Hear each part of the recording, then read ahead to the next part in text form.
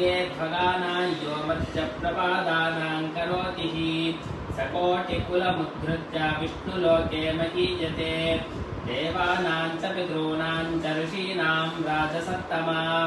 अत्यन्तप्रीतिदं सत्यं प्रपादानन्न संशयः प्रपादानेन सन्तुष्टा येनाध्वश्रमकर्षिताः तोषितास्तेन देवाश्च ब्रह्म विष्णुशिवादयः सलिलं सलिलेच्छूनां छत्रं छायामपीक्षताम् व्यजनं व्यजनेच्छूनां वैशाखे मासि भूमिपा जलं छत्रं च व्यजनं दानं येषां विशिष्यते माधवे मासि सम्प्राप्ते ब्राह्मणाय कुटुम्बिने अदत्वोदककुम्भं च चातको जायते भुवि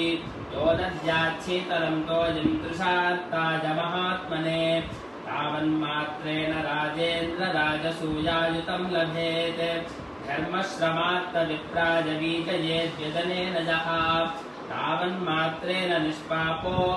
विहगाधिपतिर्भवेत् अदत्वा व्यजनं भूपवैशाखे तु द्विजातये पादरोगशताकीर्णो नरकादेव विन्दति यो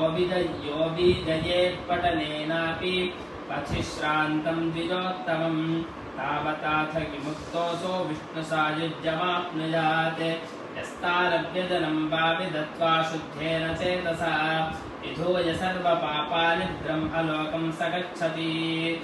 सद्यश्रमहरं पुण्यं न दद्याद्व्यजनं नरः नारकीयातनां भुक्त्वा कश्मलो जायते भुवि